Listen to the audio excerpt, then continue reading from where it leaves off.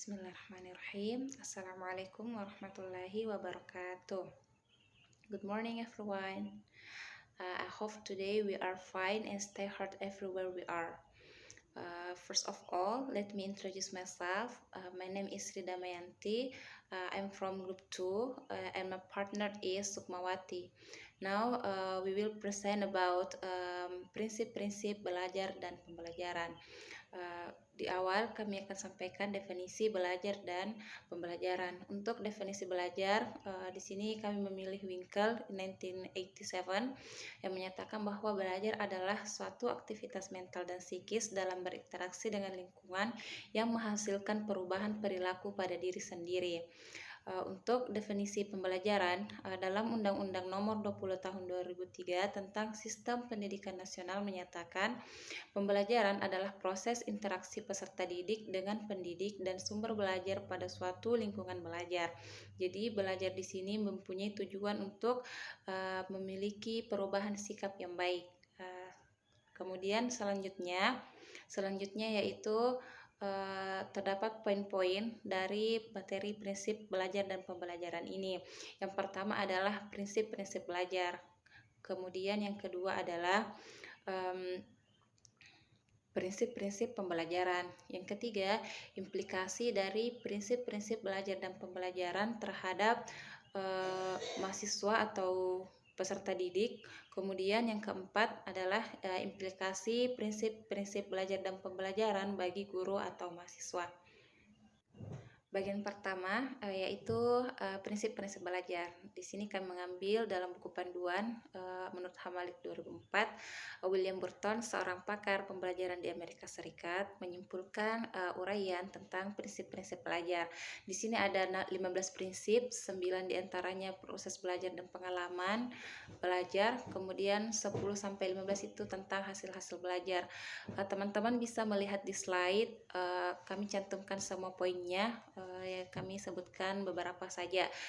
Ada di antaranya pengalaman belajar secara maksimum bermakna bagi kehidupan siswa. Ada juga pengalaman belajar bersumber dari kebutuhan dan tujuan siswa sendiri yang mendorong motivasi yang kontinu. Jadi siswa punya motivasi untuk belajar. Kemudian ada juga yang menyampaikan dari poin itu proses belajar dan hasil usaha belajar secara material dipengaruhi oleh perbedaan individual di kalangan siswa-siswa. Kemudian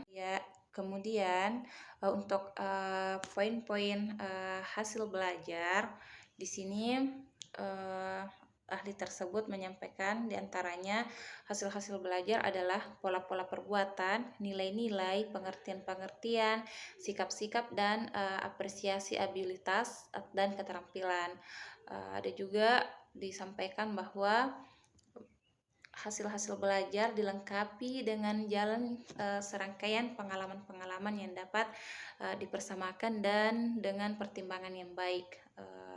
Kemudian untuk selebihnya teman-teman bisa baca kembali di slide sampai poin 15 untuk prinsip-prinsip belajar ini. Nah, yang kedua adalah prinsip-prinsip pembelajaran. Di sini ada prinsip-prinsip pembelajaran yang dapat berlaku secara umum. Prinsip-prinsip itu berkaitan dengan perhatian dan motivasi, keaktifan, keterlibatan langsung atau pengalaman, pengulangan, tantangan, balikan dan penguatan, serta perbedaan individu. Nah, untuk perhatian dan motivasi ini, perhatian terhadap pelajaran akan timbul bila siswa bahan pelajarannya itu sesuai dengan kebutuhannya dan motivasinya biasa untuk tujuan dan alat dalam pembelajaran. Misalnya siswa ini sebenarnya bukan hanya sekedar belajar untuk memiliki pengetahuan, tetapi termotivasi agar bisa naik kelas atau mendapatkan ijazah sehingga bisa melanjutkan lagi pendidikannya. Kemudian untuk keaktifan, belajar hanya mungkin terjadi apabila anak aktif mengalaminya sendiri dan disertai dengan latihan-latihan yang didorong oleh rasa ingin tahu. Misalnya ketika siswa diberikan tugas dialog, maka siswa tersebut secara aktif perlu merangkai kalimatnya terlebih dahulu, kemudian mempraktekkan dialog tersebut secara langsung. Jadi siswa terlibat nyata. Kemudian keterlibatan langsung atau pengalaman. Nah, di sini juga prinsip ini diarahkan agar peserta didik merasa bahwa dirinya penting dan berharga dalam kelas, sehingga dia bisa menikmati jalannya pembelajaran yang disertai dengan penghayatan, terlibat langsung dalam perbuatan, dan bertanggung jawab terhadap hasilnya. Contohnya, ketika misalnya siswa ini diberikan tugas kelompok di kelas, maka masing-masing siswa harus tetap terlibat langsung dalam proses penyelesaian tugas tersebut. Bukan hanya satu atau dua orang saja yang terlibat, tetapi mampu mengelola agar semuanya bisa terlibat dengan pembagian tugas. Untuk pengulangan ini dengan banyak latihan dan pembiasaan akan lebih memudahkan siswa dalam memahami dan menguasai materi pembelajaran. Contohnya, ketika siswa diberikan materi tentang naratif teks, maka siswa perlu mempelajari kembali atau mengulang materi tersebut, kemudian baru bisa mengerjakan tugas dengan mudah. Misalnya diberikan tugas menyampaikan naratif teks tersebut, diminta menganalisis unsur-unsur intrinsik dan ekstrinsiknya, maka siswa tersebut akan lebih mudah memahaminya dan mengerjakannya jika materinya telah diulang-ulang, terutama dari segi pemahaman arti, jadi perlu menghafal vocabulary. Kemudian untuk tantangan, agar peserta didik ini semangat untuk mengatasi hambatan yang baik atau semangat dalam belajar, maka perlu diberikan tantangan supaya bisa memicu semangat mereka dalam belajar. Misalnya, siswa diberikan tugas yang lebih menantang seperti video project yang dikerjakan dengan teamwork, maka siswa akan merasa tertantang dan termotivasi dalam mengerjakan tugas tersebut. Kemudian untuk poin yang keenam, balikan dan penguatan. Nah, hasil yang baik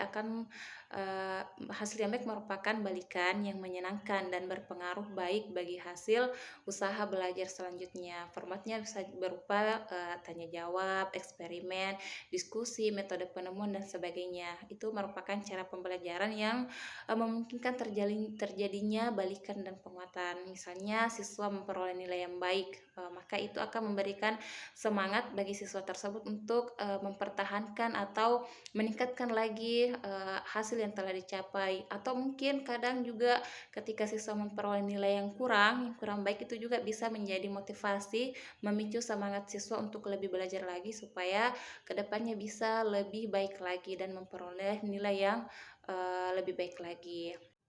Nah, kemudian untuk perbedaan individu ini untuk dapat menyajikan materi yang baik dan bisa diikuti oleh semua siswa, maka guru perlu memperhatikan kondisi atau keadaan setiap peserta didik, memahami karakternya agar semuanya bisa mengikuti pelajaran dengan baik. Misalnya ada siswa yang lambat, maka ini diberikan perlakuan yang berbeda, misalnya menambah waktu belajar untuk siswa ini, memberikan tugas tambahan supaya siswa tersebut lebih paham. Kemudian sedikit menurunkan standar pencapaian untuk siswa yang bersangkutan, seperti itu. Baik, untuk bagian selanjutnya adalah implikasi belajar dan pembelajaran bagi mahasiswa atau peserta didik, di mana poinnya ada 7. Yang pertama itu adalah poin perhatian dan motivasi. Implikasinya diantaranya yaitu siswa betul-betul konsentrasi mendengarkan atau menyimak materi yang diberikan oleh guru, kemudian siswa membandingkan konsep-konsep yang diterimanya. Ini salah satu bentuk implikasi dari prinsip belajar dan pembelajaran untuk bagian perhatian dan motivasi. Kemudian untuk yang kedua itu keaktifan, implikasinya di mana peserta didik mencari sumber informasi yang dibutuhkan dan menganalisis hasil percobaan. Untuk yang ketiga itu keterlibatan langsung atau pengalaman. Jadi untuk bentuk implikasinya, keterlibatan langsung di sini siswa mengerjakan sendiri tugas yang diberikan, baik tugas secara individu maupun kelompok. Jadi mereka semua terlibat langsung dalam mengerjakan dan menyelesaikan tugas yang diberikan. Kemudian untuk poin yang keempat ini pengulangan. Nah, untuk salah satu bentuk implikasinya, misalnya siswa diberikan tugas bacaan, kemudian tugas vocabulary, menghafal, maka ini perlu pengulangan. Siswa mengulang-ulang hafalan kosakata tersebut, baik dari segi pronunciation-nya maupun dari artinya, jadi perlu pengulangan. Kemudian yang kelima adalah tantangan. Jadi bentuk implikasinya bisa siswa diberikan tugas melakukan eksperimen atau melakukan tugas secara mandiri. Jadi merasa tertantang untuk mengerjakan dan menyelesaikannya. Kemudian untuk poin yang keenam ini poinnya balikan dan penguatan. Nah, untuk bentuk implikasinya bisa siswa mencocokkan jawabannya dengan kunci jawaban. Kemudian siswa menerima teguran dari guru maupun orang tua ketika memperoleh nilai yang buruk maupun ketika sikapnya sedang kurang baik. Maka balikan dan penguatan ini berperan untuk dalam implikasi prinsip belajar dan pembelajaran. Kemudian untuk yang ketujuh, perbedaan individu. Nah, ini perbedaan individu ini sangat penting untuk keefektifan belajar dan pembelajaran, keefektifan proses belajar di kelas, karena setiap individu itu memiliki karakter yang berbeda.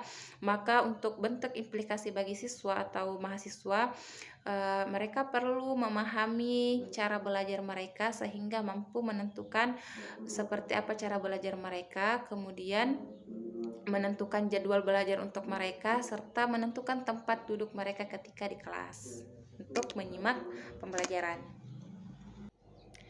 Baik, untuk yang keempat, implikasi prinsip belajar dan pembelajaran bagi guru dan dosen.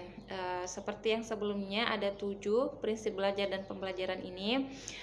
Implikasi untuk guru dan dosen, yang pertama bagian perhatian dan motivasi. Implikasinya bisa berupa guru maupun dosen membuat bahan ajar sesuai dengan minat peserta didik. Untuk yang kedua, bentuk motivasinya yaitu memberikan apresiasi baik pujian verbal maupun non-verbal kepada peserta didik atas hasil usaha belajarnya atau terhadap siswa yang merespon pertanyaan yang diberikan.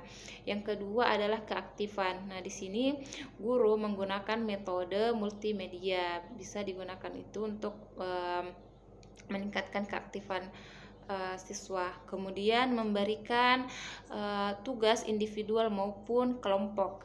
Yang selanjutnya mengajukan diskusi dan tanya jawab. Hal ini sangat memicu keaktifan siswa dalam proses pembelajaran.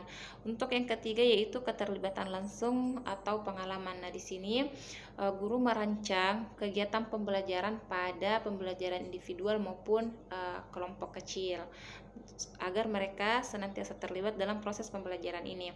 Untuk yang keempat ini bagian pengulangan. Guru bisa merancang soal-soal latihan-latihan untuk diberikan kepada siswa untuk mengulang materi yang agak sulit. Juga bisa mengulang materi yang sulit seperti grammar. Jadi ini dipermantap dengan beberapa latihan yang diberikan oleh guru. Kemudian yang kelima adalah tantangan. Nah, di sini guru bisa menugaskan untuk menyimpulkan isi materi yang telah diberikan, menugaskan siswa untuk membuat kesimpulannya. Kemudian bisa juga memberikan amanah kepada peserta didik untuk mengelola diskusi. Nah, di sini mereka akan merasa tertantang untuk mengelola diskusi itu dengan baik. Untuk yang keenam yaitu prinsip balikan dan penguatan. Ini juga penting. Guru bisa mengoreksi pembahasan PR yang diberikan, kemudian mengapresiasi hasil PR yang telah diberikan. Untuk yang ketujuh adalah perbedaan individu. Nah, di sini guru memiliki peran untuk menggunakan metode yang variatif yang disesuaikan dengan kondisi siswa. Baiklah, I think it's enough for our presentation. I hope this will be add our knowledge about prinsip belajar dan pembelajaran. Bila ada yang kurang mohon dimaafkan. Baiklah, sebagai penutup, dari materi belajar dan pembelajaran ini sebenarnya bertujuan untuk melancarkan proses belajar di kelas dan juga interaksi antara guru dan peserta didik dengan tujuan perubahan sikap yang baik. Jadi belajar ini sebenarnya tujuannya untuk memberikan nilai-nilai positif baik bagi pengajar maupun peserta didik, yaitu perubahan sikap yang baik dan memberikan pemahaman yang baru untuk menambah pengetahuan. Jadi sekian dari kami. Lebih dan kurangnya mohon dimaafkan. Bila ada pertanyaan bisa disampaikan. Assalamualaikum warahmatullahi wabarakatuh. Thank you.